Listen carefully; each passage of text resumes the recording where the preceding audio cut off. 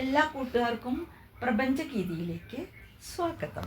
ബ്രസീൽക്കാരിയാണ്, പക്ഷെ വലിയ നാണം കുണുങ്ങിയാണ്. നമ്മുടെ നാട്ടിലൊക്കെ വന്നിട്ട് കുറേ നാളായി, എല്ലാവർക്കും പരിചയമുള്ളതാണ്. ഇടയ്ക്കും വഴിയരിയിലൊക്കെ നിൽക്കും. വഴിയരികിലാണ് അധികം കാണുന്നത്. ഒറ്റയ്ക്കല്ല, കൂട്ടം കൂടിയൊക്കെയാണ് നിൽക്കാറ്. നമ്മളാരും നോക്കിപ്പോകും, അത്ര ചന്തമാണ് കാണാനായിട്ട്. ചന്തം കണ്ട് നമ്മളൊന്ന് തൊട്ടുപോയാൽ സംഗതി ആകെ മാറി നാണം കുണുങ്ങി അങ്ങോട്ട് ചുരുങ്ങി ഒക്കെ നിൽക്കും. നമ്മൾ മാറി നിന്ന് കുറച്ച് കഴിഞ്ഞ് നോക്കിയാൽ നാണമൊക്കെ മാറി നമ്മളെ ഒളികൊണ്ടിട്ട് നോക്കും. ആരാണ് ആളെന്ന് മനസ്സിലായോ? തൊട്ടാവാടിയാണ് കേട്ടോ. ഞാൻ പരിചയപ്പെടുത്താം. Touch me not. നമ്മളെ എല്ലാം അത്ഭുതപ്പെടുത്തുന്ന ഒരു കൊച്ചു സസ്യമാണ്. ഇതിൻ്റെ ശാസ്ത്രീയ നാമം മിമോസ പുഡിക്ക. പുഡിക്ക എന്ന ലാറ്റിൻ വേർഡിനർത്ഥം ലജ്ജയുള്ളത് അല്ലെങ്കിൽ നാണമുള്ളത് എന്നാണ്.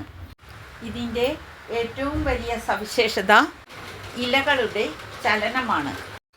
ഇലകളിൽ തൊടുമ്പോഴോ ശക്തമായ കാറ്റടിക്കുമ്പോഴോ അവ പെട്ടെന്ന് കൂമ്പിപ്പോകുന്നു, അടയുന്നു.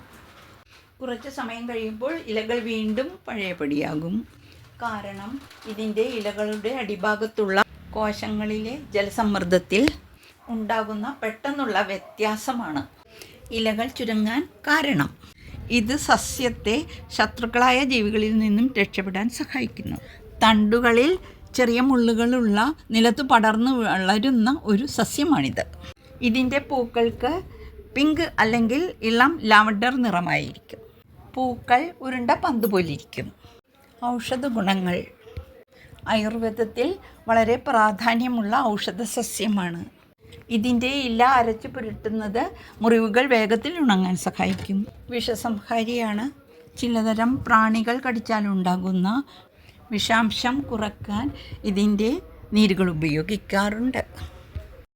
പ്രമേഹം നിയന്ത്രിക്കാനും ശരീരത്തിലുണ്ടാകുന്ന അലർജികൾക്കും ചൊറിച്ചിലിനും ഇതിൻ്റെ ഔഷധ ഗുണങ്ങൾ പ്രയോജനപ്പെടുന്നു.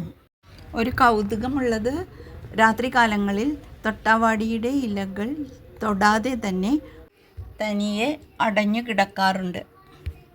ഇതിനെ സസ്യങ്ങളുടെ ഉറക്കം എന്ന് വിളിക്കുന്നു. നിക്റ്റിനാസ്റ്റി. കുടുംബം ഫബാസിയെ. രക്തത്തിലെ പഞ്ചസാരയുടെ അളവ് ക്രമീകരിക്കാൻ ഇതിൻ്റെ വേരും ഇലയും ഉപയോഗിച്ചുള്ള കഷായം നല്ലതാണ്. തൊട്ടാവാടിയുടെ വേര്, ഇല, വിത്ത് എന്നിവയാണ് പ്രധാനമായും ഔഷധങ്ങൾക്ക് ഉപയോഗിക്കുന്നത്. മുറിവിൽ ഇല പുരട്ടുന്നതും മുറിവ് പെട്ടെന്ന് ഉണങ്ങാനും ആൻറ്റിസെപ്റ്റിക് ആയി പ്രവർത്തിക്കാനും സഹായിക്കുന്നു. രക്തസ്രാവം തടയാൻ ഇതിൻ്റെ കഷായ അല്ലെങ്കിൽ നീര് കഴിക്കുന്നത് നല്ലതാണ്. ആർത്തവ സമയത്തുണ്ടാകുന്ന അമിതമായ രക്തസ്രാവം, മൂലക്കുരു മൂലമുള്ള രക്തസ്രാവം എന്നിവ കുറയ്ക്കാൻ സഹായിക്കും. വിഷബാധയ്ക്കും വീക്കത്തിന് തൊട്ടാവാടിയുടെ ഭാഗങ്ങൾ അരച്ച് പുറമെ പുരട്ടാറുണ്ട്. പൈൽസിന് തൊട്ടാവാടിയുടെ ഇല അരച്ച് താറാവ് മുട്ടയിൽ അടിച്ച് പൊരിച്ച് കഴിക്കാറുണ്ട്. പ്രമേഹ രോഗത്തിന് രക്തത്തിലെ പഞ്ചസാരയുടെ അളവ് കുറയ്ക്കാൻ തൊട്ടാവാടിയുടെ വേരും ഇലയും ഇട്ട് തിളപ്പിച്ച് വെള്ളം കുടിക്കുന്നത് നല്ലതാണ്. ചൊറി, അലർജി, ചിരങ്ങ് തുടങ്ങിയ ത്വക്ക് രോഗങ്ങൾക്കും തൊട്ടാവാടി ഉപയോഗിക്കാറുണ്ട്. ഭംഗി കണ്ട് തൊട്ട് നോക്കുമ്പോൾ ചുരുങ്ങിപ്പോകുന്ന ചെടി. പ്രകൃതിയിലെ അത്ഭുതങ്ങളാണ്. ഈ അതിശയങ്ങൾ കണ്ട് ഇവയോട് കൂട്ടുകൂടുക. പ്രകൃതിദത്തമായ ഗുണങ്ങളുള്ള ഈ ചെടിയെ കൂടി ഇഷ്ടപ്പെടുക. ഇവയുടെ ഔഷധ ഗുണങ്ങൾ അറിയുക. വിദഗ്ധരായ വൈദ്യരോട് ചോദിച്ച് ഉപയോഗിക്കുക. പ്രകൃതിയിൽ ഇതുപോലെ ധാരാളം ഉപയോഗമുള്ള ചെടികളുണ്ട്. ഇതെല്ലാം പ്രകൃതിയുടെ അനുഗ്രഹമാണ്. ഒരു കാര്യം കൂടി ഞാൻ ഓർമ്മിപ്പിക്കട്ടെ. ഇത് കർക്കിടക മാസം, ഇലക്കറികൾ തേടി നടക്കുന്ന കാലം. മുരിങ്ങയില കഴിക്കാറില്ല കർക്കിടകത്തിൽ. അതിന് കാരണമുണ്ട്. നിങ്ങൾക്കറിയാൻ ആഗ്രഹിക്കുന്നവ മറ്റൊരവസരത്തിൽ ഇടുന്നതാണ്. കർക്കിടകത്തിൽ രാമായണ പാരായണം പതിവാണ്. രാമായണത്തിൽ പ്രകൃതിക്കും പ്രപഞ്ചത്തിനും അതിപ്രധാനമായ ഒരു സ്ഥാനമുണ്ട്. രാമായണത്തിലെ പ്രകൃതിയുടെയും പ്രപഞ്ചത്തിൻ്റെയും സ്ഥാനം എടുത്തു കാണിക്കുന്ന മറ്റൊരു വീഡിയോയുമായി വരാം. തൊട്ടാവാടിയുടെ വിവരങ്ങൾ ഇഷ്ടമായി എന്ന് കരുതുന്നു.